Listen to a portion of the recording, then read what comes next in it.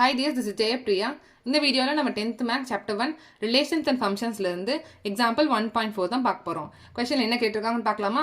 Let A is equal to 3,4,7,8 ஏன்ற ஒரு set கொடுத்துட்டாங்க அண்ட் பி இஸ் ஈக்குவல் டு 1,7,10 பின்ற ஒரு செட் கொடுத்துட்டாங்க. இப்போ என்ன கேட்குறாங்க? 3 ரிலேஷன் கொடுத்துருக்காங்க. Which of the following sets are relations from A to B? இந்த செட்ஸில் வந்து எதெல்லாம் வந்து ஏ டு பியில் ரிலேஷன்ஸில் இருக்குதுன்னு கேட்டிருக்காங்க.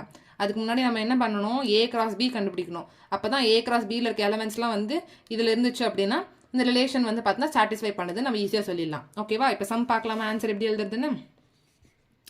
கிவன்னது ஏ அண்ட் பி கொடுத்துருக்காங்க. So A is equal to 3,4,7,8, B is equal to 1,7,10. இப்போ A cross B Cartesian product நம்ம கண்டுபிடிக்கணும். ஏ கிராஸ் பி எழுதலாமா? என்ன வரும்? 3,1 3,7 3,10 4,1 4,7 4,10 7,1 7,7 7,10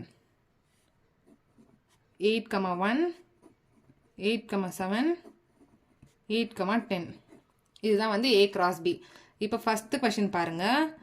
R1 is equal to 3,7 4,7 7,10 8,1 கொடுத்துருக்காங்க. ஓகேவா? இப்போ நம்ம என்ன பார்க்கணும்? இந்த ரிலேஷனில் இருக்கக்கூடிய எல்லா ஆர்டர்டு பேர்ஸும் வந்து பார்த்தீங்கன்னா ஏ கிராஸ் பியில் இருக்கக்கூடிய கார்ட்டீசியன் ப்ராடக்ட்டில் இருக்கக்கூடிய ஆர்டர்டு பேர்ஸ் இருந்துச்சு அப்படின்னா ரிலேஷன் 1 வந்து பார்த்தீங்கன்னா சாட்டிஸ்ஃபை ஆகுது. 3,7 இங்கேயும் இருக்குது, கார்ட்டீசியன் ப்ராடக்ட்லையும் இருக்குது. 4,7 இங்கே இருக்குது, இங்கேயும் இருக்குது. 7,10 இங்கேயும் இருக்குது, இங்கேயும் இருக்குது. 8,1 இங்கேயும் இருக்குது, இங்கேயும் இருக்குது. ஸோ இப்போது இந்த ரிலேஷன் R1 வந்து பார்த்தீங்கன்னா ஏ கிராஸ் பியோடைய சப்செட் தான். பிகாஸ் இதில் இருக்கக்கூடிய ஆர்டர்டு பேஸ் வச்சு தான் இந்த ரிலேஷன் வந்து எழுதியிருக்காங்க. Therefore R1 is relation from A to பின்னு எழுதிடணும். ஓகேங்களா? R1 வந்து பார்த்தீங்கன்னா it is a subset of R1 belongs to கூட எழுதலாம். R1 belongs to A cross B. Therefore R1 is a relation. R1 is a relation from A to B. அவ்வளோதான் இந்த question. Okay, second பார்க்கலாமா? Second satisfy ஆகுதா இல்லைன்னு பார்க்கலாம். R2 is equal to என்ன கொடுத்துருக்காங்க? 3,1 கொடுத்துருக்காங்க, 4,12 கொடுத்துருக்காங்க. இப்போ R2ல 3,1 இருக்கா பாருங்க. 3,1 இருக்குது. இங்கேயும் A cross Bயில் 3,1 இருக்குது. 4,12 இங்கே இருக்குது. பட் 4,12 பார்த்தீங்கன்னா A cross Bயில் இல்லை. ஸோ ஒரே ஒரு ஆர்டர்டு பேர் இல்லைன்னா கூட அது வந்து ரிலேஷன் சாட்டிஸ்ஃபை ஆகலை.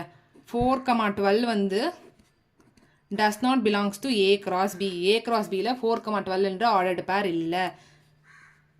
12ன்றது வந்து பார்த்தீங்கன்னா செட் B ஓடைய element. 12 also does not belongs to set B. Therefore R2 வந்து பார்த்தீங்கன்னா is not a relation.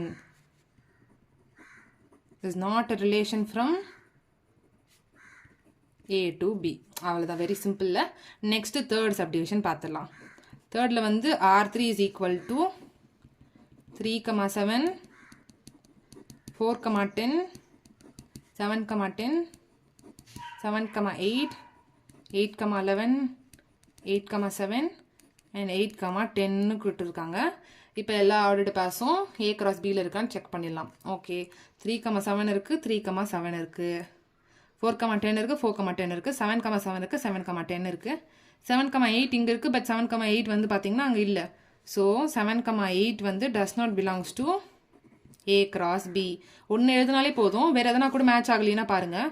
7,8 இல்லை, 8,11 வந்து 8,11 இல்லை. ரெண்டு எக்ஸாம்பிள் கூட எழுதிக்கோங்க. 8,11 வந்து also does not belongs to A cross B, which implies 8 does not belongs to B, 11 does not belongs to B. ஓகேவா? தேர்ஃபோர் இது வந்து இந்த ஆர்டர்டு பேர் வந்து பார்த்தீங்கன்னா ஏ கிராஸ் பிலேருந்து நம்ம எடுத்து எழுதலை. பிகாஸ் ரிலேஷன் வந்து பார்த்தீங்கன்னா ஏ கிராஸ் பிலேருந்து எடுத்து எழுதக்கூடிய எலமெண்ட்ஸ்லேருந்து தான் நம்மளுக்கு ஒரு ரிலேஷனே ஃபார்ம் பண்ணுவாங்க. அப்படின்ற போது இந்த ஆர்டர்டு பேர் அந்த ஏ கிராஸ் பியில் இல்லாததுனால இது ஒரு ரிலேஷன் இல்லை அப்படின்ட்டு கன்க்ளூட் பண்ணிடணும். R3 is not a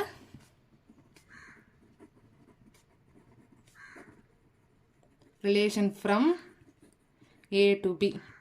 அவ்வளோதான் இந்த சம். இந்த சம்மில் ஏதாச்சும் டவுட் இருந்தால் கமெண்ட் செக்ஷனில் கேளுங்க.